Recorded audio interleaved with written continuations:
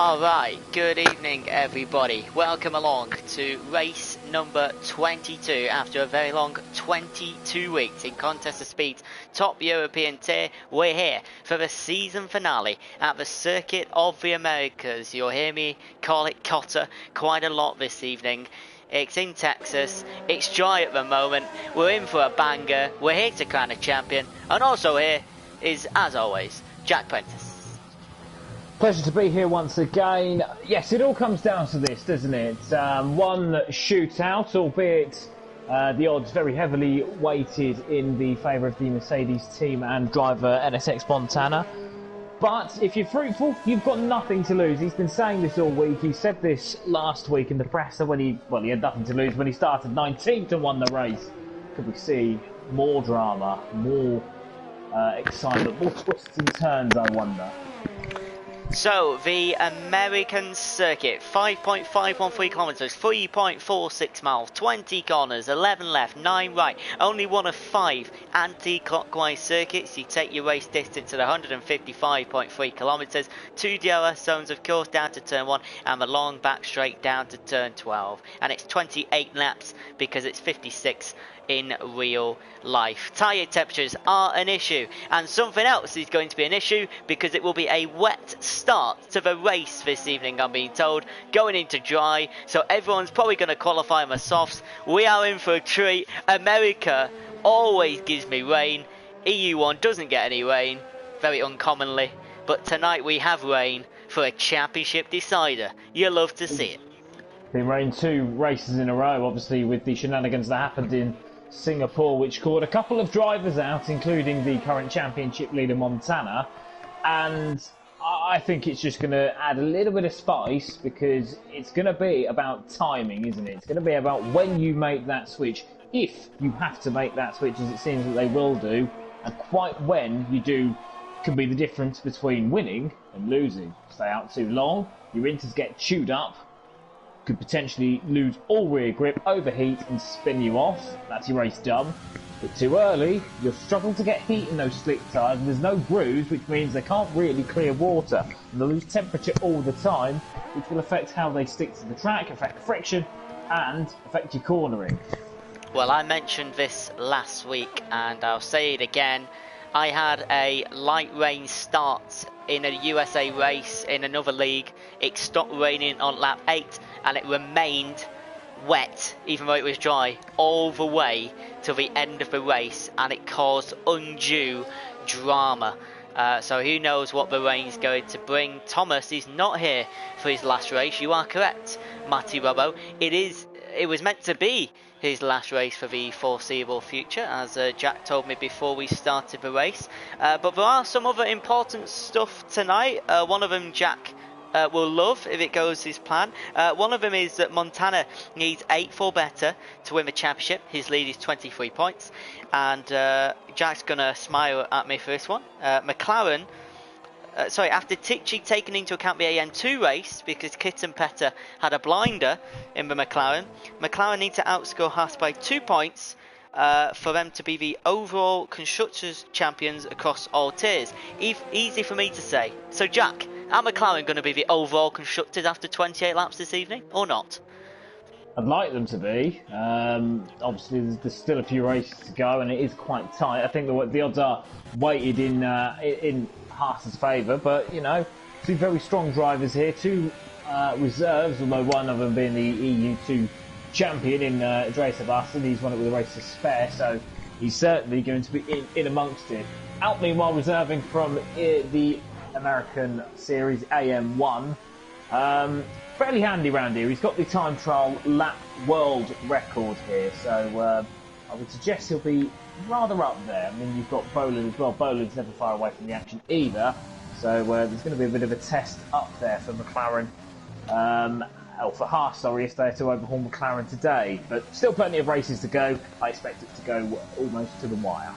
So on board with Konzo in the Red Bull, it's a 30.9 free 0.9 meter elevation from lights out to turn 1. Then you work your way down to this SE snake section where your tyre temperatures are screaming. Look at the dash there, 107 degrees as he goes wide and invalidates on the turn 10 curve, which we see a lot. Then you got heavy braking on turn 11, of course. May see someone dip on the inside, or be patient for the DRS zone. Then you've got the tricky third sector. Of course, you've got the triple right-hander of 17, 18, 19, which is easily flat out in these cars. Jack, have you done a race in America this week?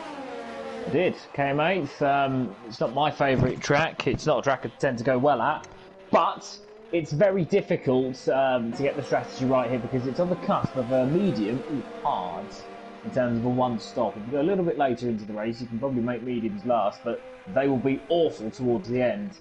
Hard tyres don't really heat up, and you need a bit of luck to get them to the end in competitive fashion, because you will drop back, obviously, with the slower tyres. Some drivers have opted to go for a two-stop to try and mix it up, because if you get a safety car at when you're in the right part of the track, you will pick up places and you'll stay, roughly where you are, because tyre wear is so crucial here. It's unbelievable just how bad the tyre wear effect here. To be on fresher tyres is always a huge advantage. It's going to be difficult here. It's always a difficult track to not invalidate on. In fact, very few drivers. I myself picked up one penalty, although that's likely to be removed. But plenty of drivers here have invalidated. Wizard last night, the founder of the Wizard Award, for people who don't pick up a penalty on this game, because track limits are so tight anyway, was one of he gained, I think, 5 places last night in the EU2 race. Because he managed to keep it within the white lines, whereas some drivers didn't quite manage to keep it within the white lines.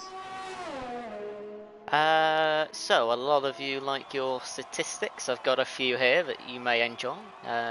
Well, you probably know this one. Circuit of the Americas is only one of 5 left-hand anti-clockwise tracks, the others being Baku, Singapore, Abu Dhabi and Brazil. Of course, Kimi Raikkonen won here in 2018 after a 114 race win drought, the longest drought in Formula 1 history. No surprise here, Lewis Hamilton, the most successful driver with 6 victories, and that's including 5 out of the last 8.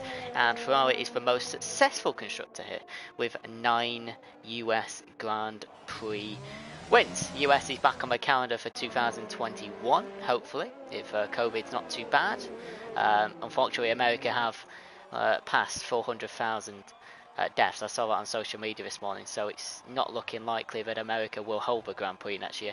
But let's see if it can get a little bit better in terms of COVID over there. We've had half a quali, we've got half to go. 9 minutes and 20 on my phone timer for when the checker flag should go out. Second batch of laps are coming out, Jack. Quite a lot of people on out laps. Out-leagued the way from Bowen, Montana. Less than 3/4 of a tenth separating the top 3. This is going to suit Montana, because whilst he's in foreign territory being 3rd place, Fruitful is behind him, which is all he really needs to worry about. He just needs to keep him in vision. Alpenbolin are setting the standard here, and maybe, with McLaren, the team spirit there is good, so they will look after each other as much as they possibly can. Certainly, it's been quite vocal in the McLaren chat, saying, make sure to look after one another and to keep Gene the other drivers up, which is great to see. It's a new thing for this season. Of course, now it's not that new because we're at the end, but in terms of every single driver scores points, not only for the constructors in their tier, but everybody, which is why you've got that reserve system, so somebody can come in, from EU2 to EU1 or AM1 to EU1 and effectively do a job. They won't score points for themselves in that tier, but they will overall for their team. So it's a really good system, and a couple more leagues are starting to use it better. Yeah. But Cos have really pioneered it, and you have to thank Matty and Wizard for that innovation, and all the other admins as well for that innovation. It's been very useful as Risa goes over the line for 1 minute 29.8. Not stellar. I suspect the times are a bit slower because we have been seeing 28s from some of these drivers, because they put what's known as a hybrid setup on. Now, when I say hybrid, that is to try and work with the dry conditions of qualifying and later on in the race, but also to try and get your car through the wet or for the wet conditions and set your car up to be adept in the wet conditions at the start of the race. You don't want one that's too extreme towards the other, because if you do, you'll suffer badly and you'll lose too much ground to be able to make up. It's a very, very good point. Yeah, there is a bit of rain, everybody. If you're just joined, just seeing the viewer spike up a little bit. Rain at the start of the Grand Prix here in Qatar, so obviously expecting everyone to quali on the softs. Alp had a shocking second sector, matched his first sector by 1 millisecond, and that means he restarts. He's just gone a 23.9 in the first sector. That's a tenth quicker than he's gone. Montana's only a 24.025, half a tenth down. Fruitful pole. I was just about to, yeah, that is fruitful pole. That's a 24.155, which is a tenth off the fastest first sector at the moment. And then Fruitful set the quickest second and the quickest third. So good effort in the latter part of the lap from Fruitful, exactly what he needs to get cracking. Stinson's gone P7 and CDR's gone gold. I love TAS. As soon as someone crosses the line, they light up in gold, so you can immediately see. Vaporizer's gone purple second sector with a 35.7, which is 2 tenths quicker than anyone's gone at the moment. So we'll go on board with the Mercedes. Oh, never mind. So he's just crossed the line now. Yeah, that's his rather shot the teammate. fox there, isn't he? He's rather shot the fox there. That's the one, yeah. And then Vaporizer. Okay, Vaporizer lit up in gold before Montana did. That's confusing. Vaporizer did cross the line just before, and now Alp, who yes, the didn't want competition. He didn't want Montana to have the spotlight too long, did he? And no, it's an excellent lap, a 1 minute 28.8, but I fear he's just getting warmed up. Here's Bolin now, he's 2 tenths up on his time, he's going to get right in amongst it now. He crosses the line, short run to the line, and he's 3 tenths up. He found another 10th in the final sector, and that's an excellent lap time from our IFR Bolin. 35 thousandths of a second faster than Alp. And it's very tight. It's like an inter-team battle in McLaren, almost like the late 80s, 2007, etc. We won't quite get to those rivalries here, but it'd be nice to see, won't it? A bit of competition up there for McLaren, and indeed for all of the other teams going into 2021, and hopefully new driver lineups and new team personnel, as we've got across the board in Formula One. We'll see a season like we've had just now. Now, so who's on a lap? Conzo across the line, only P70, 130.6. Giorno has invalidated as he makes his way around the triple right-hander, so he's either coming in for pits or starting again. Bit of pressure on Giorno. Has had a very good result in the last 2 races, 2 street circuits. He's had a 5th and a 6th. I'll cross check that in a second. Matrix is on an outlap, working his way round to the penultimate corner, and Swarner has invalidated round turn 14 now. So, Jack, do you want to take us on a lap of America with Matrix for us? Yes, before we will. The final batches of laps? DRS open now as you head up to the long climb into turn 1. It's very difficult to spot your braking point because you can't see the apex until you're right on top of it. Now, you try and hit the apex, but don't get too hung up about the curve because it's a short run down into the sweeping curves at turn 3, turn 4. I like to probably liken this to the Suzuka first sector, where it is just left, right, left, right. A bit different here, but it's a similar test of the car's handling. You have to really get that front end hooked up. But you need good traction because as soon as you get here to that left-hander, you can't run too wide. You can't have a back end that's loose now. Fairly easy. Turn 10 into the hairpin at turn 11. Again, you need to set up the exit more than the entry because it's a long straight now. Very undulating this straight. You have a little right corner or right kink, which the Formula 1 car doesn't notice, but it goes up and down, and that provides better racing because it means that you've got an uphill just before you get to the braking zone. Now it runs quite wide into the corner at turn 12 before you get into another twisty section into the 3rd sector now. Double right-hander with Sebastian Vettel, very famously spun before you get into a treble left-hander almost. It's a slow turn 8 of Istanbul before you get into the reverse turn 8, the 4 apex right-handed bends to set you up for the penultimate corner now. He just throws an easy flat in a Formula 1 car, but this is not easy flat. You need to clip the curve. He's invalidated anyway, so we're not going to get to see the final corner. But that left-hander right at the end, okay, Matrix isn't going to set another lap time, so we'll be starting on the back road. But that penultimate bend, you really need to get right because you can lose 2/10 if you get it wrong, or you can invalidate your lap. So, no, very difficult circuit to really stay switched on for because you've only got one real rest place. Even the start straight isn't really very long. So with that, you kind of have to just take a second to think. And if you do need to talk to anybody, you know, whether you're in parties or whether you've just got your engineer in your ear, the start straight not really needs sort of quick messages, but that back straight is probably the only place that you can do it, really. This is the view, everybody, of a pit lane, and one pit lane that is going to get absolutely smashed when the rain stops. We don't know how long it's going to be here, no idea, neither does the game normally, but that is a picture that we'll be seeing a lot of at one stage in the race. Anyway, who comes in first, who comes in seconds, which teammate is ahead of the other, strategic calls. It is a bit of a lap time here, probably 1 minute 33 when it's dry in the race, probably another 6 or 7 seconds, I don't know exactly, for intermediates. We'll find out in a few minutes when quali is over. Checker flag has got about 70-80 seconds left. We believe everybody is either on a lap or on an out lap, so it's going to be quite a busy queue towards the back. The two Mercedes are starting their laps now. We'll keep our eye on TAS as much as we can to see who's got the best chance of getting on the front row, but it is at the moment looking good for the McLaren team. Let's see if we can keep it up. Alps are going to be the first man to set a lap time of the top 4, top 5. It's decent first sector as well. He's 600ths of a second up. That'll do nicely. That'll get him to the first corner, but he runs a little wide into that right-handed apex before you get back to the back of the circuit. Looks like he's okay. Recovered it quite well. I don't think it will cost him too much time.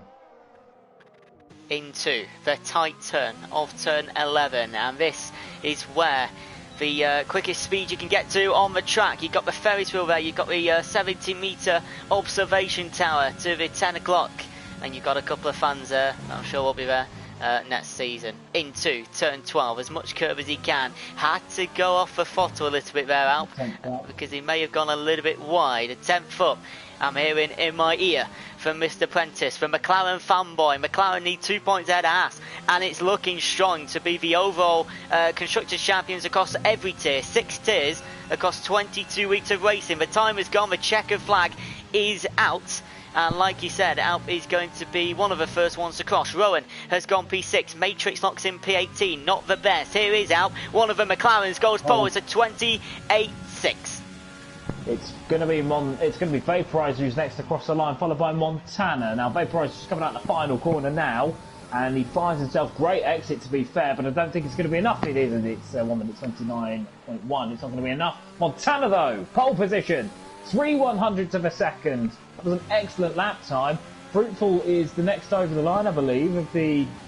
It's Bolin, sir, and Bolin had a bit of a sketchy first sector. Second sector was okay as he runs very wide. It's invalidated. Nothing better for Bolin. Fruitful is fine, but I saw him a few seconds ago have an awful exit out of turn 11. I was waiting to say, and he's now into turn 14, 15, left-hand curve, quite a lot of it, and just looking at Fruitful's time, 31.3, messed up the first, messed up the second. He's not going to improve. CDR is on the final corner, Jack, 1 second, round turn 20. Can CDR get another good qualifying? It's only 8th fastest.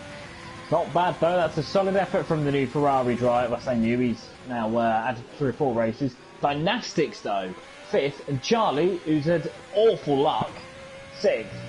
Now, I don't think this is necessarily cut and dried. If you remember back to Canada, Montana did struck him quite badly, didn't he, in the opening exchanges when it was wet. Yeah. So, you know, Fruitful has that in his mind. Absolutely. I mean, the start on the wet requires surely more skill than a dry start. You've got to get, especially if some of these drivers run traction control off, you got to get the revs right, you got to get the lift off power right, then you got to bring in the gears and the more power. Get it wrong, you might lose a couple of places.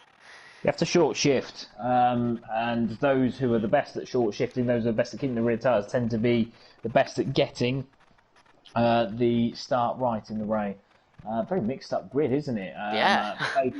Behind the usual suspects, Vaporizer well, Vaporizer in 7th place. I was expecting a bit more from the Flying Dutchman there. What a start. It is to McLaren, though. They're normally at the top, So it's but they don't normally get 2-3. Yeah, no, it's 2 points to keep it alive, because Kitten Petter's been driving for Haas in AM2, and he's had a barnstorming season. So outscoring Haas by 2 points keeps it alive.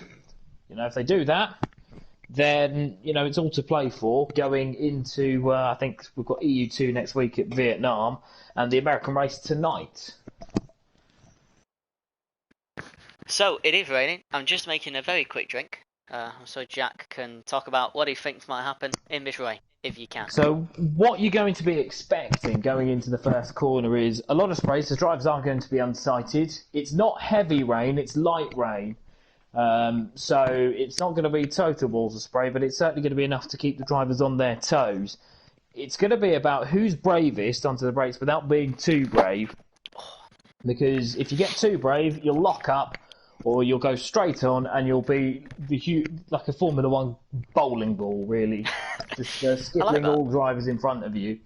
I think it's going to be time for a cool head, though, isn't it? Who's going to be the coolest under what is mounting pressure now in the rain, starting at the USA? Because what you've got to think as well is the drivers behind you. What if they can't see? These are all going to be in your mind. It's going to be about the drivers behind. It's going to be about making that good start. It's going to be about making sure that you don't spin up, because if you get a bad start in the wet, it's magnified by about 3 times compared to if you get a bad start in the dry. Yeah. I get nervous, not as a commentator, but for the drivers, because I did an esports event between 5 teams of 4 drivers a few days ago. It was a race in America, and the top 2 spun each other out at turn 1. As we saw one car go off in Japan, if you remember, the 2 Mercedes, Vaporizer came off that time. And in this rain, moves are going to have to be made. If Fruitful wants to win this championship this evening, he's going to have to dig in. He's going to have to get, not dirty, but definitely get his elbows out, as Jack says all the time, to give it a good go. He's got to get past Montana, and he's got to get the strategy right over the next probably 50 minutes, depending on how long this interstate. It's normally about a 44-minute race, this, with no safety cars. Probably getting a 50 plus here. Safety cars definitely isn't out of the question with 19 drivers on the grid and light rain conditions. So it all depends really on when the rain stops as to what they do, because I would suggest if it goes for sort of 10 laps maybe, before you have to come in and think about changing, I would suggest that most drivers, anytime from probably lap 8 to about lap 12, will just simply go to medium tyres. I think hard tyres are out of the question unless it does dry up really rather early, which isn't like it's going to do. The problem with hard tyres is that for all their longevity, because they are hard tyres, they do not warm up, especially on a damp track. And so you'll be skating around there like Bambi on ice, trying to search for grip, trying to stay upright all the time. You'll be having a lot of sideways motion, not necessarily a lot of forward motion, so your tyres will start to wear out quicker, despite the fact that they are a longer lasting tyre. So just having a quick look on Montana's wheel, 77 degrees is the highest, not bad. Traction control off, you can definitely warm up the rears. You do need to spin quite a lot on those back ends, but that just increased the wear. We expect wear not to be a problem because the rain's going to stop at some point. Then we go to dry, but what's the strategy after that? Is it mediums to the end? Is it hards? It's hard to be awful. You'll probably get mediums to the end. Hards won't warm up, but you'll probably get mediums to the end unless you really do kick the living daylights out of them. So and you'll be fine. So Thomas couldn't make his unfortunate last race for the foreseeable future. Montana needs 8 for better with a 23-point lead. McLaren need to outscore Haas by 2 points, otherwise Haas will be the champions. We've got 28 laps to come. After a long 22 weeks, everybody, it's now time to crown a champion. It's lights out and away we go. Montana gets away well. So does Alp, so does Bolin. It's an amazing start by the man who wants the championship. And down on the inside, the William goes. And Fruitful takes the lead of the American Grand Prix. There's end plate damage in the rear. We'll check that in a second. It goes Fruitful, Montana, the two McLarens. Dynastic, Charlie and Vaporizer. And Jack wants to butt in with something important, I'm sure. It's Risa who got damage. He was starting in the midfield. He's had a terrible start anyway. Excellent start from Fruitful. He really got that hooked up. The two McLarens didn't get away badly, but Montana, because he got away quite poorly and then ended up moving to the middle, blocked their run off. Fruitful just simply slid it down the inside and just simply took it away. Not necessarily a disaster for Montana at this stage, because he's got Fruitful where he can see him, which is all he needs. Bearing in mind he needs to finish 8th. But an excellent start for Fruitful, who's doing all he can. It's Bolin and out, the two McLarens swapping as we go down the long straight for the first time. No JLS yet, and no JLS in this weather conditions, of course. Bolin is ahead of Alp. Dynastics is ahead of Charlie. Dynastics, Charlie, Vaporize haven't changed. Alp goes a little bit wide out of turn 12, and Dynastics around the outside, but Alp fights back, and wheel-to-wheel action in the lightweight conditions, and Dynastics going to have the inside to turn 15, and he does so. The Renault splits the McLarens, and I can confirm Risa was the man with damage. It's 38 to the front right. Yeah, so Risa was the man with damage. His teammates just damaged his race as well. He's had a bit of a spin and he's dropped down to 19th. Yeah, Alp was busy watching Bolin, and Dynastics just simply let them two go at it before getting a better exit out of the, I think it's turn 12, isn't it? Having the high ground for turn 13 and 14, and once you can hang it round the outside there, you're in dreamland, because you've got the inside for the next 3 corners, and from there, you know, it's pretty much game on. You've got that position. Cool Hands Carter picks for Haas. It was Risa who reckons he had damage. CDR has broken his front wing as well. He's got slight damage. So it has been a busy lap for those in the midfield. It has been a busy lap indeed. So, Fruitful up 3 at the start, Alp down 3 at the start, Montana down 1, Dynastics up 1, Bolin, Charlie, Vaporizer the same, up 5 for Calzo, up 7 for Simply, and not the best start for the Alfa Romeo of Stinkson and the Haas of Carter. We're on to lap 2. What an interesting lap 1 that was. Fruitful 3 places from lights out to turn 1. It was electric. Everyone's starting to settle down now. It is a car centipede from P1 to P18. So you could say that Simply Start was simply the best, moving well into the points position. I'll get me coat. Fruitful's built a gap now of just over a second, but that's not bad news for Montana. Bolin's looking quite interested in second place, and Bolin's quite feisty. Montana, if he's smart, won't fight it if and when Bolin does attack, but he's not a man that likes to be passed, I think it's fair to say. So we'll watch that battle for second place, because it could be quite pivotal. Fruitful's really going to be willing on his compatriot and IFR mate, stablemate. Obviously they're from that rather big European team, aren't they? Fruitful's going to be willing him on to try and see what he can do about Montana, and see if he can disrupt the apple cart for this Swiss driver, upset the apple cart for the Swiss driver, and try and cause him problems further back. Because if he does get stuck in, then there's problems. So Bolin, 4 tenths behind the Mercedes of Montana. Fruitful has put a 1.2 second. He's really going for it here in America. It's time to see who likes the rain and who doesn't. No sign of stopping at the moment. Still umbrellas in the crowd, as you just saw. We go through the S-Snake section again. We'll check the warnings in a second. CDR 19% to the front left. Jack said he got damage. That's that confirmed. And Calzo and Vaporizer almost going wheel to wheel as we head through the latter start of the S's. Vaporizer just keeping in front of Calzo, and Calzo's got Rowan right behind him for company as we head through turn 10. So it's a double-edged sword, really, because you want to have a bit less front end and make it a bit less pointy, because there's poor rear grip in wet conditions, but you don't want too much understeer, because you simply sail straight on and it'll feel hopeless, especially with no DRS to save you.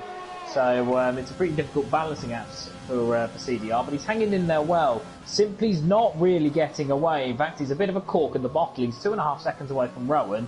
That sort of front pack have really gone. Bolin, meanwhile, is just 0.4 of a second behind Montana. I think the McLaren is slightly quicker, but Montana's going to prove a difficult man to pass if I know him. So Counter's the only man on the grid who's had to take a pit stop. Not quite sure what happened to the Haas driver. He was stuck right in the middle, so maybe it was a turn 1 incident. I'm not too sure. A Racing Point has just had a bit of a gap between, I think it's a Racing Point teammate. No, it's a Renault. There's a bit of a gap there. It's just formed, so maybe a mistake from the Racing Point, and that's simply in P10. So that's a 2.7 gap. It's a 1:46.2, so that's what, 15 seconds slower than probably a dry race time, so that's interesting. Bolin just behind Montana's gearbox, sticking very close to the Mercedes. Fruitful is driving the best he possibly can, pulling away 1.8 the gap. Yeah, he's supremely fast. I think he had it slightly set up for wet conditions, which means he can run and hide, and he'll keep his tyres, when they do swap over to dries, he'll keep his tyres just that little bit better. Bolin, meanwhile, they're quite even between Montana and Bolin. I think there's about 5% in it, whereas Fruitful, in terms of his ERS, has pretty much a full battery to play with, so it's really saving it quite well. 3 seconds for Charlie. I did mention that there was going to be some difficulties between, keeping it in the white lines, and it would be decided by who got the least penalties. I think that's proving here, because that won't be the last penalty. A number of drivers already on multiple warnings. So Calzo went wide in turn 10, hence why Rowan passed him.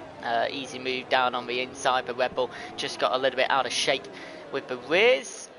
Bolin 6 tenths behind Montana. Dynastics within 8 tenths, and a couple of seconds plus are starting to form. Rowan 8 tenths behind Vaporizer, and the midfield battle just below P11 is looking very nice between Simply all the way back to Stinson in P15.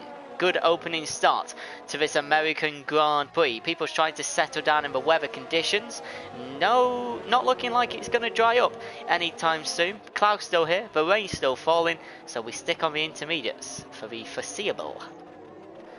Yes, when it does stop on this game, it does tend to dry out quite quickly, the rain. So, I think if it stops within the next sort of 5 or 10 laps, then it gets interesting. If it stops between lap 5 and lap 10, we are now on to lap 5, so if it stops within the next 5 laps, it starts to get interesting, it starts to get tight as to what can last to the end of the race, but Reese has given up, and he's pitting in the 3 seconds of the penalties as well.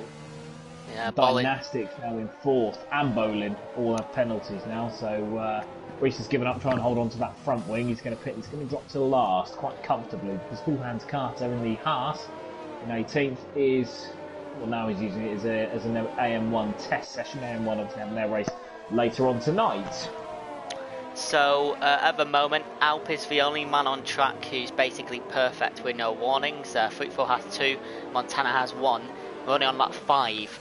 As Jack said before we started, the formation lap penalties are going to cause people issues. Bolin's penalty was definitely clear. We was on board with shoulder cam, and he did go wide, all 4 wheels across the white line, hence why he and Dynastics and Charlie have got their penalties. Makes it even harder in these conditions, let alone dries. You've got light rain to contend with, and it's quite a long track, isn't it? 3.4 miles, lots of places where you can get penalties. Stinson has got past Swarner, even though I think they're going wheel to wheel, so we'll check this battle out. Oh, they are going wheel to wheel.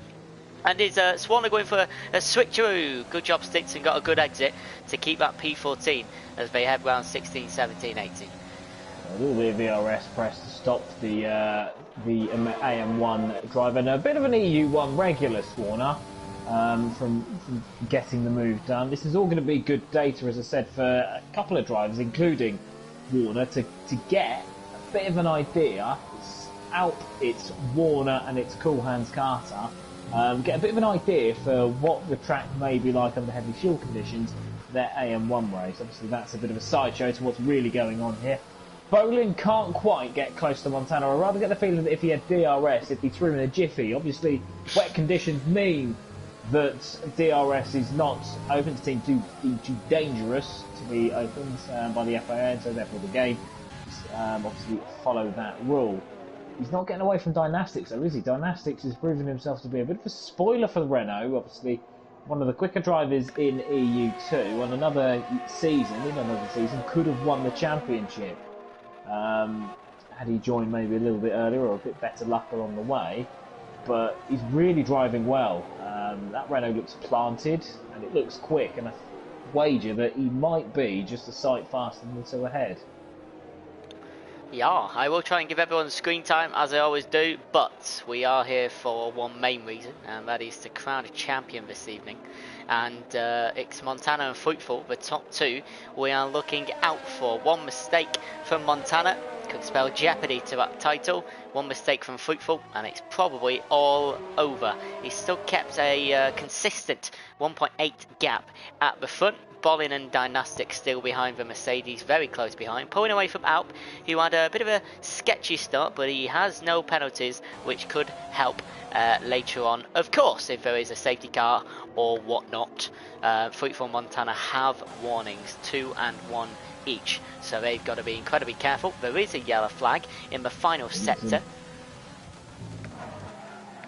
I think Stinson hit Strife out of the penultimate corner. He did a little pirouette. I don't know whether it was contact between him and Warner, but yeah, it's dropped him. It's been a miserable start to the race, isn't it, for Alfa Romeo? Unfortunately so. So McLaren 3rd and 5th.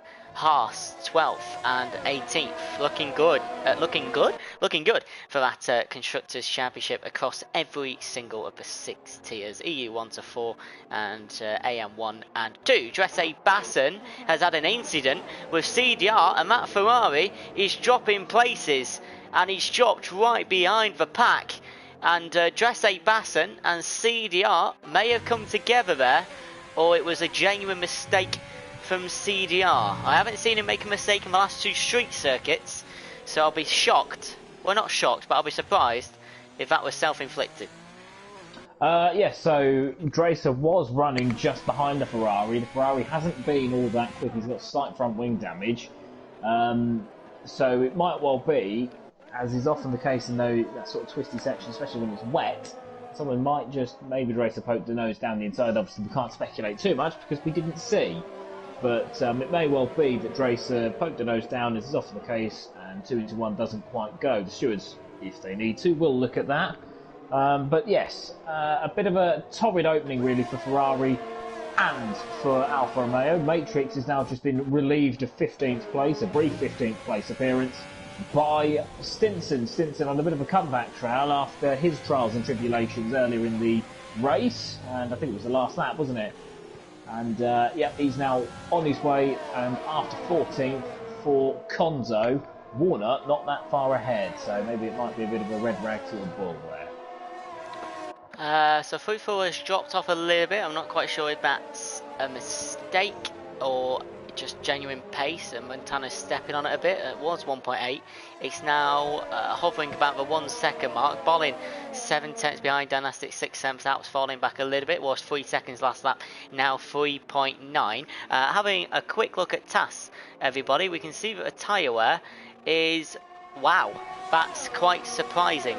47% for Fruitful is the highest, 49% is the highest for Montana, so the tyres are hitting 50%, and we're only on lap 8, and the rain shows no sign of stopping whatsoever. So if Jeff says 5-10 minutes, Jack, do you risk it and try and keep the tyres until the 1 stop, or do you have to pit for new inters before the tyres die? Basically, that's tricky. You'd pit, if you were splitting the race in half, you'd pit lap 14.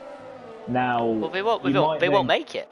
They won't make it. They won't be quick, but they will make it. Well, this is 8 laps on 51%. So how can they do 14? So if they get to lap 14, and they won't be quick. They'll probably be about 80-85%.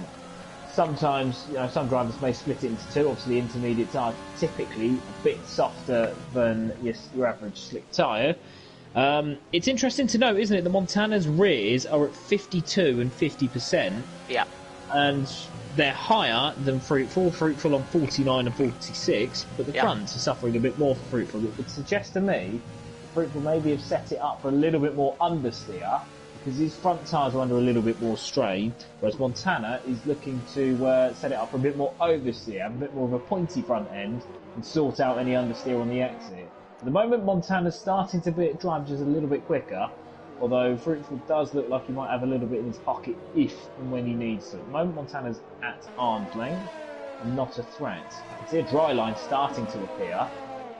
If I'm Dynastics or I'm Alp, you may want to pit and come out into relatively clear air and sort of gamble on it being maybe a little bit longer, unless Jeff has been on the phone to say it's stopping very shortly, because you may be up to 2 or 3 seconds. Yeah, you may be up to 2 or 3 seconds quicker than your contemporaries around you.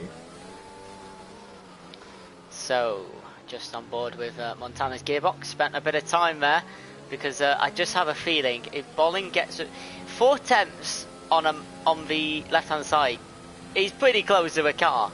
I reckon if he could get to a quarter of a tenth or 3 tenths, he might make a dive, because if he could get in front of a Mercedes in the pit lane of the better, as Bolin gets so close to Montana's gearbox. 66% battery for Montana, 56% for Bolin, and Montana's starting to weave. Is he feeling the pressure from that McLaren behind, who's now nearly a fifth of a tenth? And look how close they're getting. Mercedes, McLaren, and Bolin might think about it's just too risky in the rain. It's way too risky. Rear grip. Has much better rear grip. He can get the car turned in, and when he needs it to squirt, then it squirts. Whereas Montana, everything seems to be spinning up a little bit, and it leaves him a little bit unsure. I saw him get loose a couple of laps ago on the exit of the final corner. He had to sort out a little bit of oversteer. I thought maybe then he might be pushing his rear tyres too much, but if you look at the gap now, Fruitful's doubled his lead in about a lap, or just over. I think Montana might be under a bit of pressure now going down the straight, because Bolin is certainly close enough, Limmy. Let's have a look then. We got the rev glitch with Bolin, so we'll go on board with Montana's gearbox. It's for McLaren, gonna have a go into turn 12. We're getting quite close to it. I don't think he's close enough. Contact. Maybe, I couldn't quite see on the dynamic camera. No damage though, which is good. Bolin really starting to put the pressure on the championship leader now, and this is allowing Fruitful to pull away a little bit.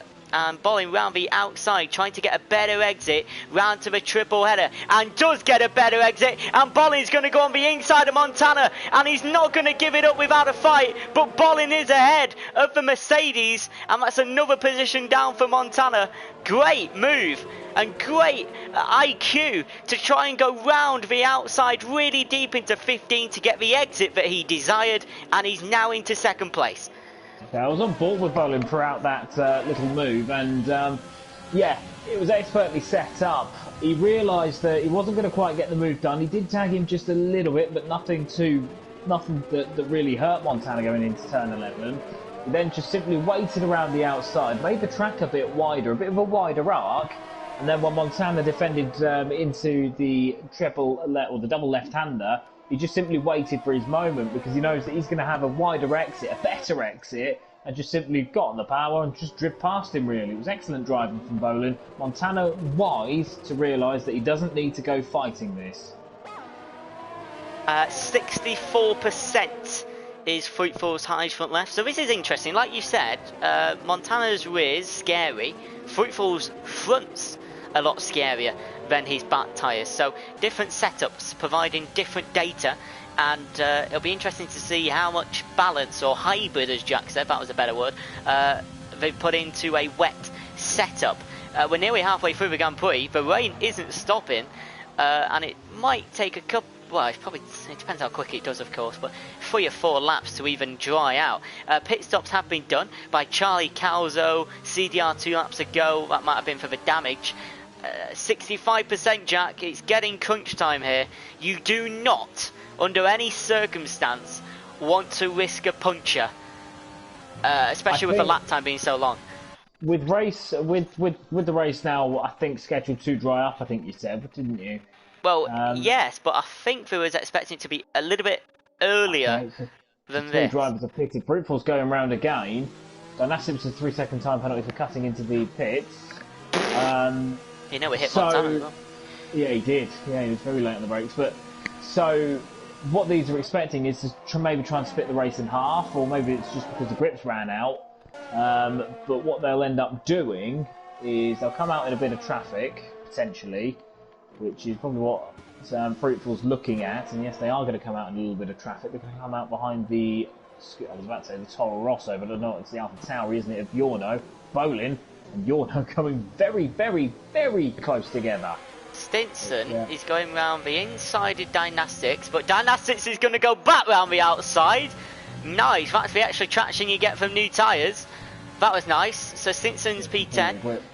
Montana is, you're right, behind the Alpha Tauri of Giorno. Bolin's in front of that. 45.8 from CDR. Lap time's decreasing. Rowan's pressing vaporizer for the current P3, not net, but current. And the pit stop decisions, do you make it or do you not? It's still raining.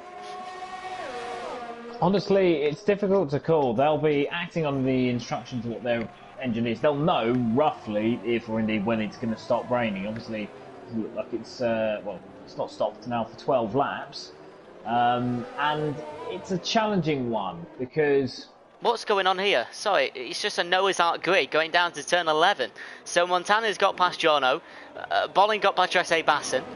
Dynastics is going round the outside of Giorno in the Alpha Tower. He might take a warning for going off that curb, but it was very close to the white line. Down on the inside, Dynastics versus Giorno. Nearly taps Montana in the process, but he is ahead of Giorno. This is great racing. Yeah, sorry to interrupt, it was just a Noah's Ark grid going down to turn 12 and I got scared. That's the superior grip for you. Those intermediates are going to feel like new Nike Airs compared to worn out slippers that you granddad might wear for those old intermediates. The difference really is night and day. Still a bit of oversteer for Montana. Fruitful has pitted and he is leaving the pits. He's emerged safe and sound. So what he's done there, he's got fresher tyres, which will be a godsend as the race goes on. And he's avoided any potential issues with getting stuck in traffic. It's just a little bit of time to Bolin, but nothing to write home about because those drivers had to make their way through a lot more traffic. Rowan's really now the man in the Renault, out of position. And he's only lost about half a second, Fruitful. That is better than 6% and 7% Bolin and Montana have got in one lap. So Fruitful's tyres 7% better, and he only lost half a second for it, so he needs to use them. So it's Fruitful, Bolin, Montana, Dynastics. Rowan's decided to stay out, maybe chance that the rain's going to stop. Rowan's tyres 70, 68, 69, 66, average of 68 watt summer, so there you go. Giorno Charlie 6th and 7th. Alpa's dropped to 8th from the start of the race, but there's two drivers in front of him that may need to pit. Calzo and Vaporizer complete the top 10. Only half a grid, or just less than half penalties, which is pretty good because we had quite a few before lap 5. So everyone apart from Giorno and Rowan deciding to take a pit stop. The track is still pretty wet. The rain has no idea of stopping, and we're halfway through the Grand Prix after one more lap. Yeah, I'm pretty interested to see now the two different tactics because these tyres will not make the end. They won't. If you're at 6% after one lap, 16 laps to go, they will be on the verge of popping by the time they get there. And that's going to be a real problem because, I mean, just look there. Montana and Vaporizer are both struggling with rear grip. Rowan's finally fitted. Rowan's the only one who has even a modicum of hope of getting these tyres to the end. Which could be good. It could be, but... How many laps has Charlie done? So that's one extra. His are on 16% compared to Dynastics' 10. So yeah, Charlie on 2 laps. Yeah, it really. I struggle to think that they would pit now if the rain wasn't going to stop in 15 minutes. And the reason I say that is because you'll have a lot better purchase on new winters. It'll help you get to that transitional period between. When the track dries out enough for slick tyres, in which case you might be able to put on softs. But if not, you've got drivers like Rowan who might then be banking on it because he's dropped a couple of places, but he might be banking on it really sort of in a race that he can split in half, which is, I would suggest, the only thing really that you can hope for because some of the drivers around him now, well, they're going to progress. He won't catch 2 seconds just on pace alone. Because he was driving at a relatively similar pace to those around him, so he'll find it very difficult but he's the only one with even half a chance to get up to the end, and that could be quite crucial because, you know, you noticed earlier with Montana and Bowman had only slightly better tyres, and, you know, look at the difference. 100%. Just checking, updating you and myself with for warnings. Oh, go on. There's something there. No. I've just seen that Charlie, penultimate corner, got a big swapper on. He had a real handful trying to get that back into any kind of shape. It was an excellent piece of driving from him, but very nearly ended in tears. So TAS has refreshed, or maybe I read it wrong, so just to confirm, Fruitful and Montana only have one warning each. I believe the YouTube bot is linked to the TAS, so if you want to do exclamation mark something, whatever you want, it'll probably come up. Everybody, thank you for coming to join us on the season finale of what has been an incredibly long season, and I wasn't even here from the start. Jack was here in Belgium, so he's been here. Well, he knows it's been an incredibly long season. We've got a decent break after tonight. In fact, it's almost a 3 or 4 week break, I believe, before season 7, which I'm very much looking forward to. New drivers coming up from EU2, new drivers from other leagues that have the potential to go into Tier 1, and also to say goodbye, I'm sure, to some drivers who have given us so much entertainment this season and are giving us some entertainment on this final race in America. Fruitful lead in the Grand Prix, of course, making that insane start from lights out. Bolling's behind. Montana's got Dynastics for company, bit of a gap to Charlie, and a couple of penalties coming in too. Spot on there with regards to the drivers that are leaving, and in terms of, and indeed new drivers coming in. I think it's going to be a very exciting, shorter season next season. It has been a long season. It has been a very entertaining season. I've only been doing the gig since the race before you, so you know, for the first sort of 3 or 4 weeks, it was quite a partnership that had to sort of be blooded together. It hasn't just been natural, is it? It's been taking a lot of work, but I think it's bearing fruit not only in the commentary box but out on the circuit too. They've given us a lot to work with, and I think that's made it a lot easier. Bowling, meanwhile, is trying to give Fruitful a bit to work with because he started to take bits of time out of Fruitful. He's 2 or 3 tenths up over the last couple of laps, and he's slowly got that gap down to under a second, so he's really pushing on. Well, I think that just translates to Bolling trying to pull 3 seconds on Montana, to be honest, and obviously he's stepping on it. Fruitful will need to step on it.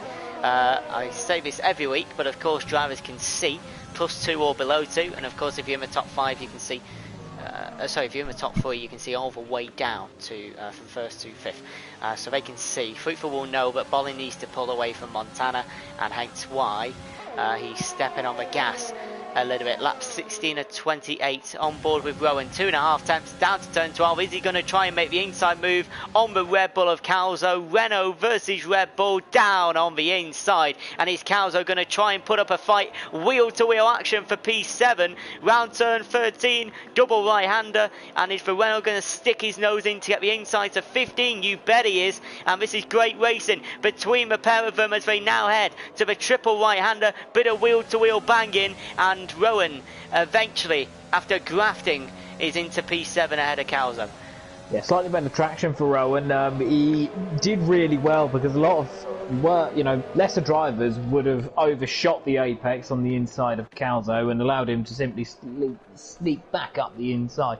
He didn't. He made sure he was touch tight to Calzo, and that stopped his run on the exit because he simply showed him the curb, and there's much worse grip out there compared to on tarmac. I'm interested now in the other Renault battling the Mercedes. It seems like they're the same on the move, doesn't it? But Dynastics has been giving Montana a bit of trouble. He's dropped back by a second now, but he was, even as recently as a lap ago, about a second away. So he really has been giving Montana a bit of a headache. So I'll be interested to see whether or not he climbs back onto the gearbox of Montana, because at the moment Dynastics looks far more comfortable. I was just going on board with CDR, sorry, Kulhans Carter behind CDR. The gap was less than a tenth, now down to 3 tenths. That's for P17, and Carter, of course, having an issue on lap 1, getting quite a lot of damage, and unfortunately he had to take a pit stop, which is why he's at the back of the grid. And we're doing a, I don't know if it's been confirmed, well, I know what's happening, but it is shorter than a 22-week season, next season, and at the moment, sorry, if things like that happen, if you get damage, for example on race 1 early on, that could just ruin your whole season. So I'm happy for Carter it's happening now. Yeah, mistakes are going to be punished a lot more next season, aren't they, with it being slightly short. I can't remember exactly how many races it is. You've probably got... I don't know if I'm allowed to say. Well, I know what it is. Okay, well, you can tell me privately later and we'll find out. But I know it is significantly shorter than 22 races. And I know they were doing polls as to which tracks they wanted and which tracks were not wanted. Yes. But yeah, it's going to be circuits that, or it's going to be a championship that really punishes mistakes in the way that this season has punished mistakes and will punish mistakes. But you've always got a little bit more time, whereas next season that's not going to be the case. You're going to be under it from day one. So yes, hopefully I can. I'm sure the admins will bring you details. It is for the better, in my opinion. It will be tighter, it'll be more competitive, it will be a championship rather than a season. Of course it will be a season, but it'll be a championship and not a season. We will have to wait 22 weeks to crown a champion, that's for sure. Rowan, 4.5 tenths behind Alp. The rain is still coming. I was told it was Inter's then dry, but of course the way they look at the weather, really happening, are they? The way they look at the weather, it will probably it will say 0. Is it 0 minutes, 30 minutes 45 or 0:45:90? Yeah. I think it's 0:20:45 or something like that. Right. My memory's shot, to be fair. I can just only see it as 3 blocks. Yeah. So I'm trying to think now that the news for Montana. I'm just looking at this. I'm sorry to interrupt. No. Even if he was to stop relatively soon, he'd have that much better intermediate tyres. Yeah. It does look like it's stopping raining. Can you see that it's stopped raining? I can't see much. No, I don't think it's fully stopped, but it's certainly getting a lot lighter. Certainly a lot lighter. It's like if you're a Test cricket fan, this is when the points where you're looking up to the skies and hope you can pull the covers off at some point. But yeah. No, it is starting to look like it's drying out. I mean, what we know, we're 9 laps from the end, so really will need to hurry up and stop raining if it is to... Well, that's the complications, because it stopped on lap 8 the last time I did America, and it didn't. The track was somehow still intermediates all the way to the end. There's Australia in EU2 as well, where it stopped raining on lap 8, and myself and another competitor pitted at that point, and it wasn't right to pit until lap 16 or lap 17, so it really is a balancing act. Montana, we need to pot to the front, because the race lead is going to be taken by the McLaren of Bolin, but with a penalty. The good news for Fruitful is that he's still 4 seconds ahead of Montana, but he's not in the lead. And Bolin, his IFR compatriot, he's going for the race win. He's had some great pace to catch up with Williams. Can he now pull away 3 seconds to take this victory in 10 laps time? Got our first dry runner, and I think he's gone a bit early. He's been a bit eager to get underway. Cool Hands Carter has put on soft tyres, and I think we'll be beating a hefty retreat to the pits, because he's already 3 seconds slow just in the first sector. So Carter is probably going to be an EU1 or EU2, depends what they give him. On his normal day, a good day, without damage on lap 1, he is very capable of getting very high in EU1. But not gone right today, and he thought, why not have a bit of fun on the soft, see if it's dry enough. And I believe you only get 2 sets of inters for a race. You get 3. You get 2 sets of full wets and 3 sets of intermediates. Excellent move from Bolin, by the way. He's really had that in the planning for a couple of laps. Sensible, really Fruitful to not fight it. His pace hasn't been quite as stellar as it was earlier in the race, but he's recognised now that Bolin really does need to get away from Montana, because the penalty situation. I'll just try and see if I can take a look now. When this does catch up, I think he is had it previously where you could find out exactly what was what. In terms of warnings, I am seeing that Bolin does have 6 seconds, so he needs to be 6 seconds clear of Montana. He's 4.6 at the moment. Oh, it's 6 Fruitful, seconds, yeah, that's right. Yeah, Fruitful's not going to drop away. The track's not drying, but the weather is or the rain is certainly starting to ease, so we could be in for a tasty final few laps. Dynastics and Montana is away, 1-1 and away from their next penalty. And yeah, like you said, can we see a Singapore where the drivers don't know what to do? The rain has stopped on my screen. A couple of droplets on the, I would say the driver's helmet. But yeah, that was a lot of rain, by the way, for 20 laps, for half an hour. More than half an hour, 35 minutes probably.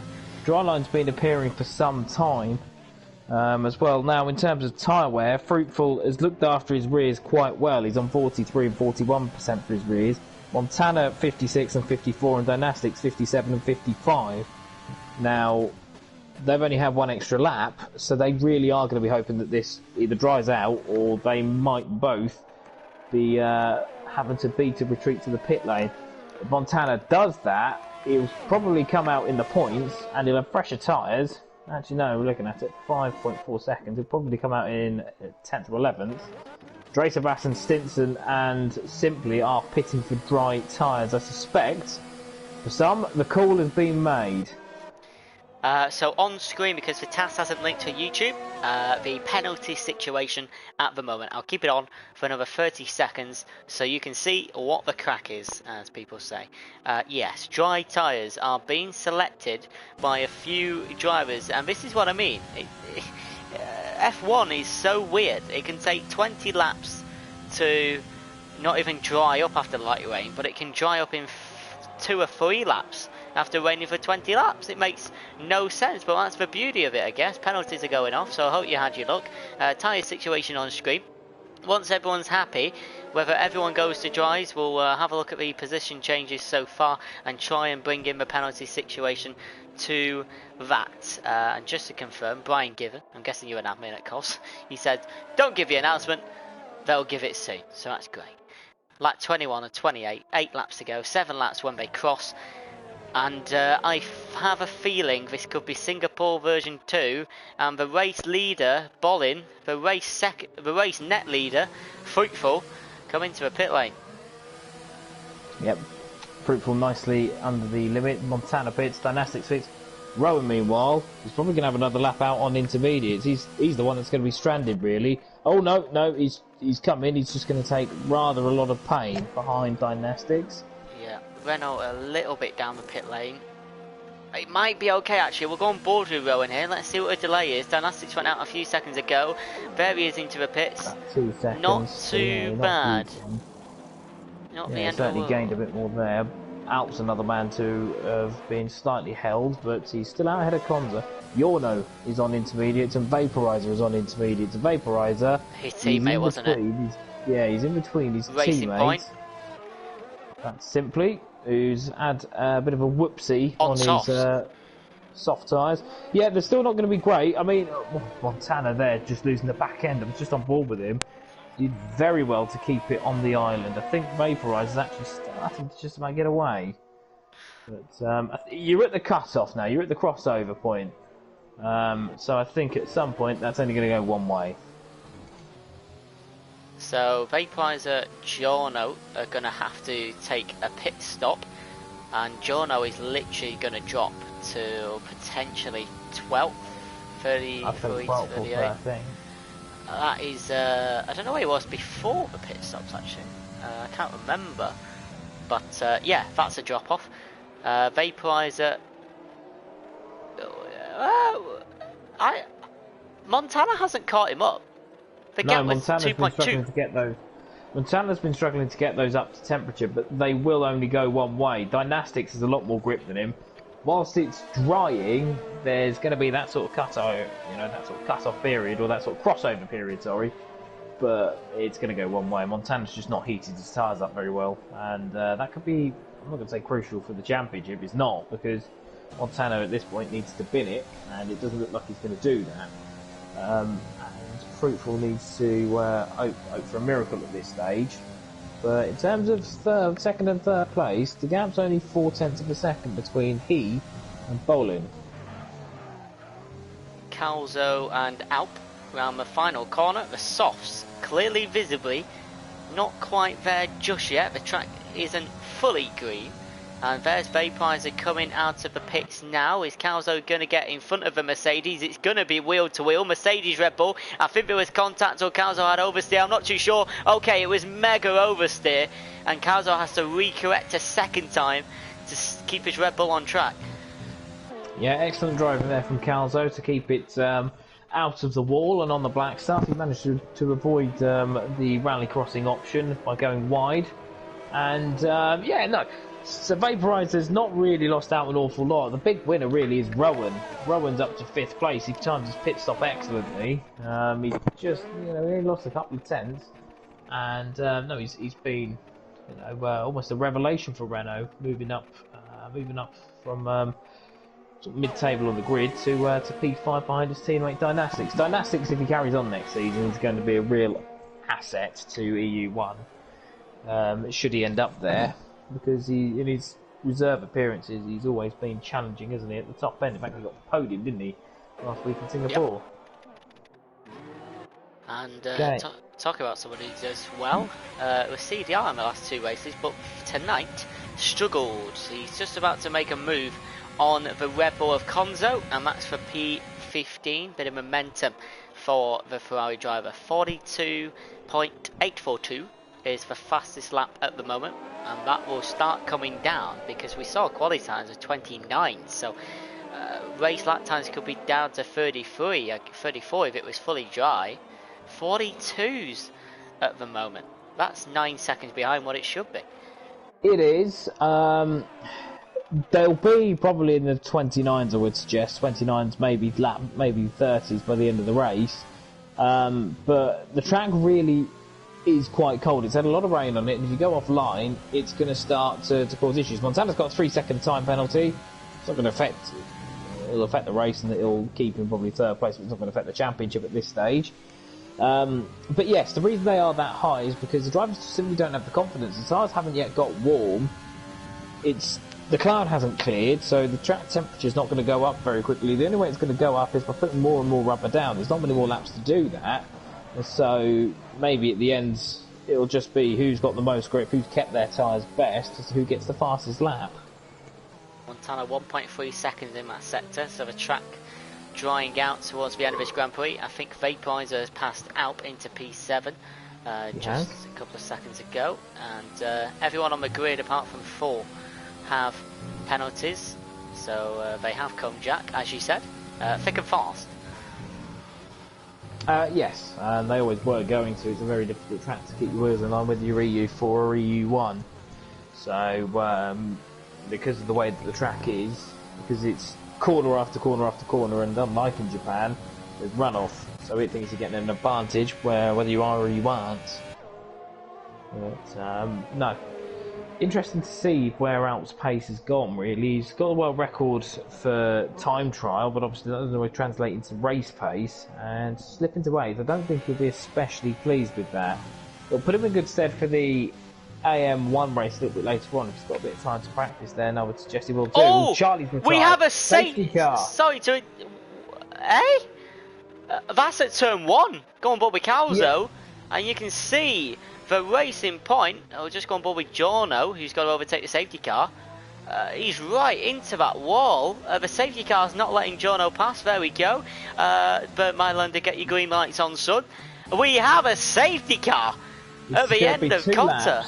And then it's going to be carnage. That's what it's going to be. Yeah, you're right. Carnage. It'll be 2 laps, because they have to leave 2 laps left, don't they? They have to leave 27, 28.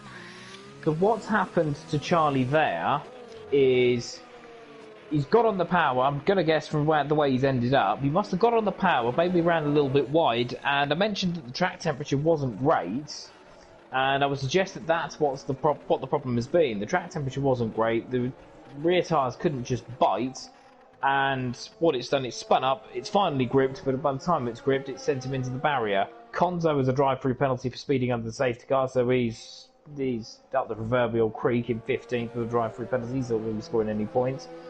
Great news if you're Reese. Reese is pitted and Cool Hands Carter are pitted. I don't think that's a smart move because I don't think they're going to catch up in time. Yeah, I think they will. If you look where the safety car is... Oh no, yeah, catch out, sorry, yeah. They'll get in front, but they've got... They'll be in front of the safety car, but they'll be halfway round. They'll have 4 minutes to catch up. Unless Boland really does catch up, Montana's pitted as well. That's less of a surprise, but that's still a bit of a gamble because he's going to stick himself right in the midfield. So Montana's pitting. Rowan is the next car around. Montana's going to have fresh tyres, but if you look there, Rowan's next around. Vaporizer's probably going to slot back in ahead of Montana, but still a bit of a risk. Got to be careful. I just want to watch the safety car, by the way. I just want to make sure Carter and Risa go past it before Bolling catches it up. I just want to make sure that's all happy and clean. Yeah, I'm surprised they haven't, to be honest. I'm surprised they're taking as long as they have. Because, well, they've got 1 lap to catch a lap. It's not really going to happen. It isn't, but at least, I mean, listen, we don't get that many safety cars. Look at Australia, when there were 2 cars in the middle of a track in 2 different opportunities with 8 laps to go. We should have had a safety car there. That could have changed stuff. We should have had a safety car in Hungary at the end of the race, I think. There should have been one there. Safety car's already in this lap. Oh, wow. So okay. They've really shot themselves in the foot by pitting as early as they... That's rare, though. I mean, the safety car should always leave 2 to go. They should have known. They should have known. It's going to be 2 to go because they're going to be on lap 27, but the drivers should have known, especially those at the back. They ought to have known that they were going to have limited time. So when they pitted like that, all it's done, really, is just consigned them now to 17th and 18th. Doesn't matter if you call Hans Carter, he's just here to get some data for AM1. But if you Risa, and Risa's just hit Cool Hands Carter as well, they're still under a delta at that point. They're going to do the restart now with only half the grid having caught up. It's only going to be Yorno, Dracer, maybe even Warner that's caught up. Yeah, I mean, if that's the case, he probably should have even bought it out. But here we go then. Bolin has put the power down, and after a very short safety car spell, we're underway for the final 2 laps of the Season 6. Race number 22, Bolin ahead of Fruitful Dynastics. Montana has been spun round at turn 1, and he's into 11th place. That could be huge for a championship. Rowan's got damaged as well, and Fruitful's in 2nd place, but he'll need to win the Grand Prix. I'm not sure about the Mercedes damage. He's got a full wing and he's in 10th place, and this is a scary moment for the championship leader at lap 27 and 28. Racing out of the top draw, that is drama in the extreme. He's still probably going to pass Dre Sebastian, but Yorno might be a bit more difficult. He needs to get past Yorno, really, and he needs to get past Dracer quickly. He's down the inside of Dracer now into turn 11, so he's given himself a lap and a half, but that was always going to be the risk going into turn 1. If you put yourself further back into the midfield, if one driver fancies a run at you, you're in big trouble, and he was there. I think he's going to just about cope because he's now 9th and he's got cars on older tyres ahead of him. But that was an unnecessary risk that could have gone a lot worse. He's still in the box seat. This is drastically close because there's only 1 lap left, and Fruitful overtook Bolling down to turn 12. Vaporizer overtook Dynastics into turn 12. Montana has got Yorno. He's back in prime position. Excellent move down into the double left-hander. He just simply caught Yorno unawares. Perfect grip, excellent driving there from Montana, but he's given himself unnecessary work to do. He's back where he should be, but that was really something he didn't need to do. 8th place for Montana. I believe that's what he needs if Fruitful was to win the race, but he has got the fastest lap, Fruitful, so that would be an extra point there. I believe 8th place is just enough. If someone could confirm, that would be great. We're on the final lap of Cotter. Drama on the safety car restart. Dynastics is all over the rear end of Vaporizer in the Mercedes. Fruitful's ahead of Bolling. That's the best he can possibly do, and he's just got to bring it to the end. Alp in 5th place. Good recovery so far after the safety car. Calzo, Stinson and Montana in 8th place. Yeah, Montana should win the title just about, but yeah, it's a big old risk. He's now down the inside of Stinson. He should just about get it. Oh, Drivers ahead cars haven't are got any all grip. over the place. Cars are all over the place. He's damaged for a car in front. I'm not quite sure who it is. Montana is ahead of Stinson. Calzo is going wheel to wheel with Dynastics. Montana can't fit his way through, can he? Down the inside of the Mercedes goes. It's a double move that comes off brilliantly well, and everyone gives good amount of space. There's an Alfa Romeo losing traction as Stinson, and he's still in 8th place as Dynastics goes round the inside of Calzo. Chaos on the final lap of Cotter, and overtakes being done by every single person, but that double overtake from Montana might have sealed his championship. It's fruitful round turn 19, the penultimate corner. What an end to an incredible season, and fruitful. Even if he doesn't win the champion, he's going to win the final racing style. From lights out to lap 28, he takes the win. Vaporizer gets on the podium. Montana drops to 5th place after penalties, but that is enough. He's a champion of the world. Well, that was a blistering last couple of laps. I think that really was fantastic racing from all the drivers at the end. They just didn't know where the tyres were, and that's why you had so many drivers really running into each other. They didn't know where the limits were. If you obviously put yourself further back as well, you run the risk of having contact, and that's what happened there. And that final 2 laps really does encapsulate what EU1 and indeed much of Contest of Speed has been about over the last 22 weeks, and I've thoroughly enjoyed it. 6 long months we've had, but what a crescendo at the end, Libby. Fantastic racing, wasn't it? That's exactly what online racing is about at the top level. Montana, 100% deserved. 21 race starts, 369 points. That's an average of 17.6 points, and he only missed 1 race. It's an incredible average. Fruitful put up an incredible fight. I do believe Bolling slightly let him past down to turn 12, but nevertheless showed incredible pace, bossed it from getting P4 to P1 on lights out. But Montana, over the course of a season, you cannot discount. He has had 12 wins in 21 races. Fruitful has had 5 wins now. And, you know, you may say Fruitful is the people's champion. We all love Fruitful. Everyone can say that. But he's had 5 wins. Montana's had 12. And there is no doubt over the course of a season that Montana just about deserves that championship. He had to fight for it though, and I'm sure his heart went when mine did at turn 1. I would like to see what happened between him and Rowan again, because I didn't quite get a good view. And I don't know if you're going to invite the championship winner into a party. I think it'll be suitable. Yes. It will be the top 2 plus Montana, and hopefully if the 3rd place driver, I think it was Vaporizer, he doesn't normally turn up, so we'll just try and focus on these 2 here now. I will get those sorted, I'm sure you can feel, and just reflect on what a wonderful season it's been for Contest of Speed in EU1, the creme de la creme, as I keep mentioning. Yeah, certainly the cream rose tonight, didn't it? What I am happy to be a part of is that the last 2 races of the season, Singapore and America, were superb. And what a way to end the season. And I'm happy that it all went down to literally the last lap. It's fantastic. And yeah, EU2, EU3, EU4 has been crowned, and EU1 has now been crowned as well. 50.5 minutes of racing. Dressé Basson was always in the bottom 10 throughout 75% of that Grand Prix, and he somehow worked his way into P6 with no penalties. What a man, Dressé Basson. I did say I'd sing you a song if you got a podium, but you didn't get a podium, so unlucky. Rowan and sacrificing yourself for the greater good there, Dre, so trust me. I think so. Rowan and Montana, that incident I would like to look at because... I would suggest that that's being looked at because Rowan is, I think, showing a bit of displeasure. So I will suggest that may well go to the stewards.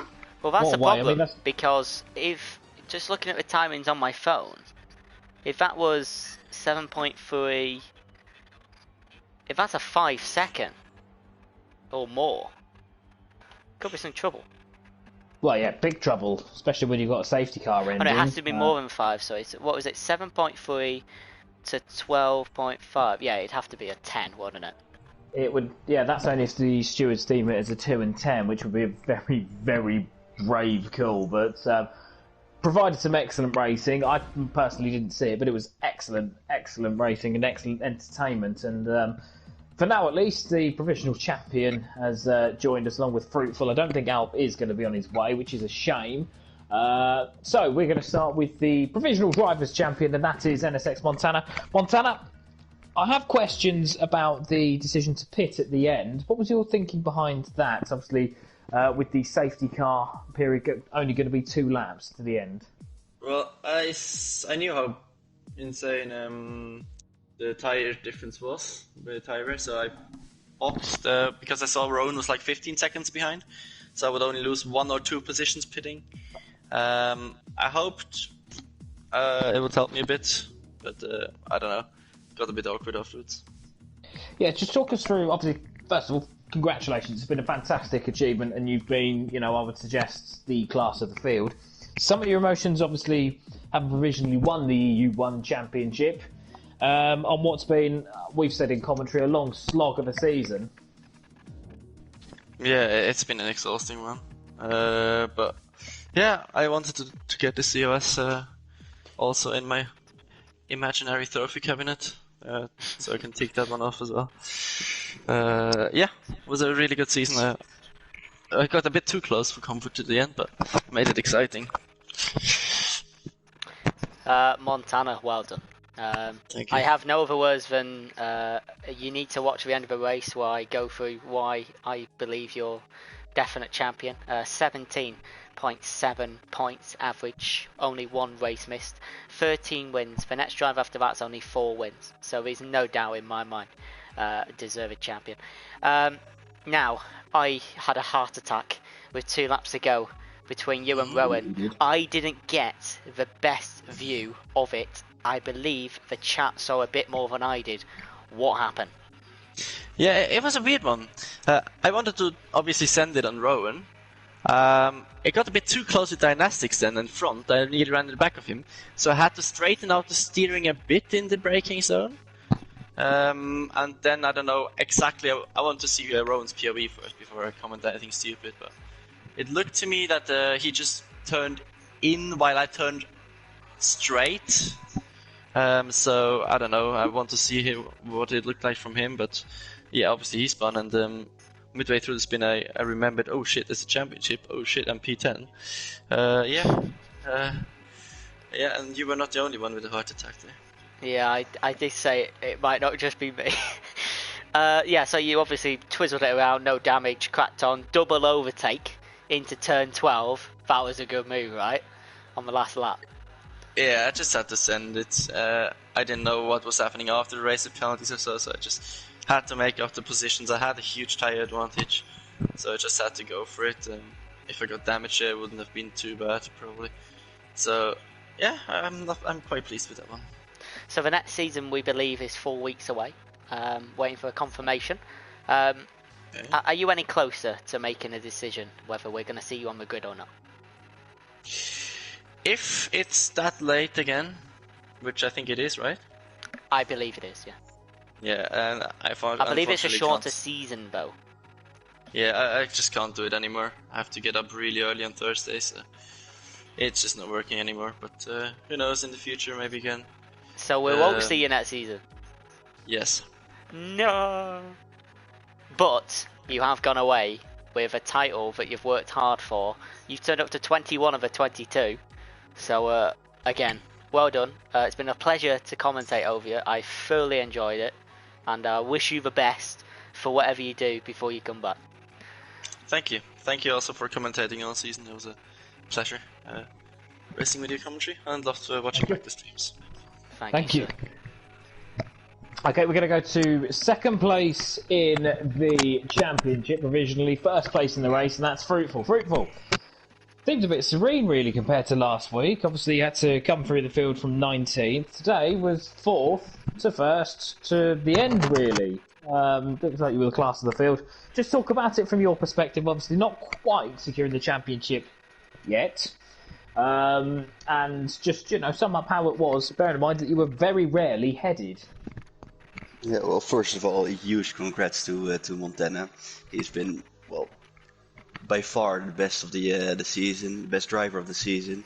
Just the amount of wins and the amount of podiums he had is quite insane. But about the race, the start was everything, I think. I came from fourth till first in the first corner, and then it was just a matter of driving till the end, keeping the mistakes to a limit, and just getting your pace up. It's like I said last week, when you're in first, you have to maintain the pace, and you have to control the race. So no, it was I had to focus on my own race, not on Montana's race. Yeah, it's been. You mentioned obviously you were focusing on on your race, not Montana's race. Was there anything, were you getting any kind of feedback as to where he was? Obviously, you can see him for most of the championship, most of the race. Sorry, because he was only P3, P4 most of the time. So when he pitted, did you think, oh, hang on here, I might have a chance, things might go wrong? Yes. Or was it just? Yeah. I saw Rowan in front of him. Here's my chance. Yeah, exactly. Now I saw Rowan in front of him, and Rowan is one of the most difficult guys to pass that I know. So I knew I had a chance. I knew he could get damage, and when he spun, my heart rate went up. To a minimum of 200. So no, the end was so scary for everyone involved. So yeah, it was I went crazy. Fruitful, my man. A race win. No. To finish off a very long season, 5th win of this season. You're the only man on the grid who has turned up to every single race. Average points per race, 15.8. That'll rise to probably about 16.1 now. How do you sum up your 22 race season? Inconsistent, I would say. I like to think about myself as a consistent driver, but this season just didn't show it. Just too many off the podium and not enough wins to be close enough for the championship. So, and in the end, it was Montana bottling it more than I was performing. So, no, inconsistency would be the word, I think. Do you take into account that, taking away that inconsistency, you are 100 points ahead of Bolin, nearly 150 ahead of Apeiser? Do you ever think about that and think, wow, yeah, that was pretty good? Yes, of course. Bolin is an amazing driver, so is Vaporize. So to be that far ahead of these guys it's really good. It's really nice to see. I want to thank you personally because you got me involved in COS. And I fully enjoyed my time. I love turning up on a Wednesday night, so I thank you personally for that. It's been very fun in the box, hasn't it? Between, obviously everybody here, and now we're at the end of the stream, I think, Limmy, I can say it's been incredible fun, hasn't it? The last, I think it's been 3-4 months now. I wake up on a Wednesday thinking, yeah, commentary COS, can't wait. Yeah, it's insane to hear you guys really love the streams every single time. That's good. So, that's good. That's what we aim for. It's really you nice are the man of the people. Together. Thank you. The amount of support that you get is insane. For in every stream. I asked Montana, of course, is he going to be here? And unfortunately, he's quite busy on a Thursday, so he won't be. Will you be here next season?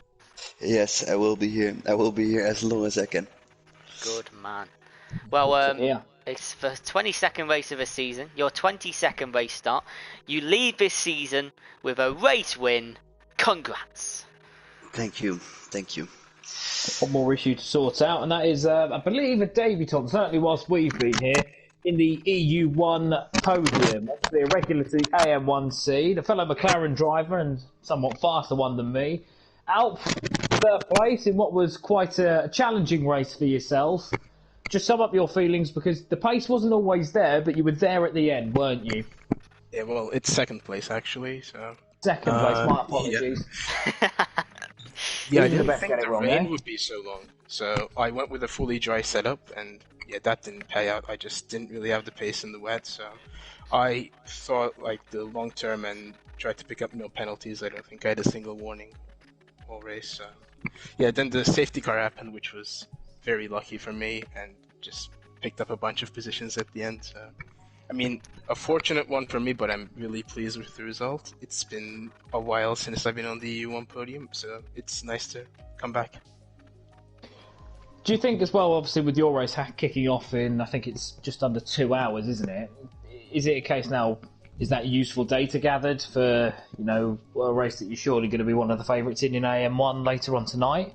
Do you think that, maybe you can use what you've learnt here to put into practice for the race that you're going to score points for you in the championship? Obviously, you and Boland have kept the team championship alive and kicking, but is it now just going to be a case of putting into practice what you found out today, obviously, if it does get wet? Yeah, for sure. It's going to be a fun one in 2 hours because the entire championship is decided, and yeah, it's just everyone's going to send it, I think, so should be a good one. And yeah, the data was certainly useful. Yeah. Also, congrats to Montana for winning the championship. Yeah, from what I've watched and raced, he's been a class apart all season, so very well deserved, I think. Thank you. Yeah, I think we've got that in EU2 next week. They're regrouping once again at Vietnam after Cody's decided to do all their best to thwart Contest of Speed in that weekend. So, no, just to say it's been an absolute pleasure as well watching you race in the limited experience you've had in EU1, but also in the American races as well. So, congratulations on second place, and I wish you all the best of luck later on. Thank you. Al, nice to see you. I hadn't heard your voice many times. Nice to see an American on the podium. We've had a few Americans on the podium here. How can you compare the American 1 pace to EU1, if you could? Is it close? Is there a gap? Yeah, I think I can comment on that. I think we can, or us AM1 drivers can match the EU1 pace, but I think it's an issue of, like as you go down the grid, there is not that many quick drivers, I would say. Or no disrespect to anyone, but so there's a bit of a drop off. Depth, I think. Yeah, Yep. The drop off is quite severe. Like after, of course, like Speedstem, myself, Bean, Fenrique, Nicholas. Yeah, then after that it gradually drops off, and I think EU1 has like more drivers in that pace level. But yeah, we hope to make AM1 just as good, but yeah, that might take some time. Good man. Just quickly, I just want to thank you and the admin team whilst you're here, and for everyone in the stream as well. To thank the admins, the people that run everything behind the scenes. Alp, you're a big part of it, so thank you personally. And I hope to see you racing in EU1 at some point as a reserve next season, sir. Maybe not as a reserve, but yeah, we'll see about that. Oh, fighty I talk. just hope you're on my team, to be perfectly honest. Oh yeah, that's another thing, Alp. I can confirm that I believe McLaren have won the overall Constructors' Championship across all teams. Well, I believe it is now, actually, according to Tips. Really? Because last time I checked, there was a 100-point gap between Haas and McLaren. Yeah, I believe it's one now. If it is, then fantastic. I'm going to crack open the beers now, but I'll wait for the official confirmation beforehand. Again, thank you, Alp. Yep. Your commentary has been great as well. By the way, Limmy and Prentice, yeah, I've really enjoyed it. Thank you, sir. Thank you very much. Thank you. Have we got Vaporizer? So I think... no, Vaporizer is not anyone else? Actually, I'm going to open this up. Does anyone in the party, apart from you, Jack, you can come next, would like to add any final comments for this season? Montana, Fruitful, Alp, any final comments? Yes, me. Oh, yeah, go. Literally, the support I'm getting is unreal. I don't know where it's coming from, but thanks to everyone who is supporting me for this, literally for the whole season. The amount of support messages I get after a race and in the chat during a race is unheard of. So I've never had so much support in my life as I have got now. Thank you, everyone. Yeah, I think that's explainable because you're literally the nicest guy in this fucking community, so Thanks, I man. think that's why everyone Beep. is supporting you. I understand that. I went past the work shed. I also would that's- like to take this opportunity and thank the NSX guys and Fruitful for always pushing me and helping me to win this title. Fantastic. Alp, any final words? No, not really. I don't have much to say, but yeah, just thank you to everyone watching. I think we broke the viewer record this season at some point. Was it Japan? It was Japan. Yeah, well, let's hope we can get the actual Contest of Speed Twitch channel, get it going again. But yeah, that was great and a great season to watch and racing, definitely. So thank you, everyone.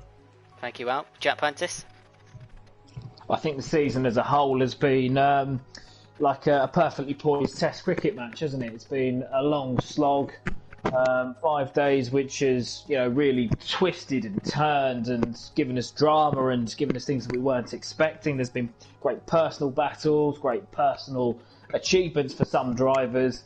And whilst it looked like for a little while that we knew who was going to win, there was always drama in the extreme right at the end to try and keep you on the edge of your seat. It was like a quick cricket pitch that was turning right at the end to catch the tail end batsman out for the second innings. And I think to sum up, really, it's been full of fun, full of action. Certainly since I think it was round 8, round 7, I started commentating. I think you joined the round after. And since then, it's been great to build a partnership with yourself, and great to build, great to watch really and review and commentate and sum up what's been going out on the track between Europe's finest. And I think with that point in mind, I think you have to say a massive congratulations to all of the drivers, certainly those that finished at the sharp end, for putting on a wonderful show. I don't really recall there being any poor races, any races that we've left thinking, that wasn't much good, because there's always been something happening. So I think the admins and the drivers alike have put on a very, very good show. And I think it would be, it will take some beating next season. Even if it is a bit more truncated, it's going to take some beating. I echo those comments. A couple of announcements before we go. Montana's going to get a 5-second stop go for cursing on air.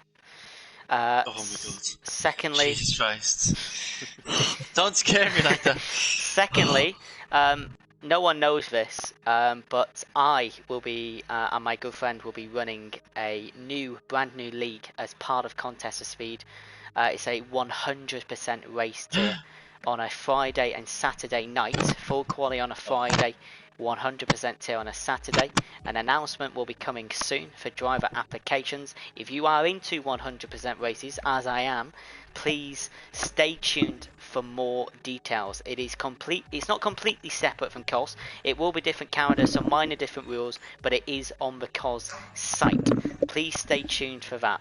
I thank you, every single admin, every single driver, every single steward, etc., who has made Contest of Speed what it is this season. I look forward to seeing you in 4 weeks' time. I am gutted that I won't be commentating for another month here, but we will be back and better. Instead of having a season, it will be a season, but it will be a proper shortened championship, and it will be a fight from race 1 to the end. Thank you for all your support. I wish you all the very best for the next month or so. Please stay safe, look after yourselves and family. Jack, thank you. You've been absolutely superb. The drivers on the interviews today, and everybody involved. And that's it for us for EU1 in Season 6 after 22 weeks. Good night.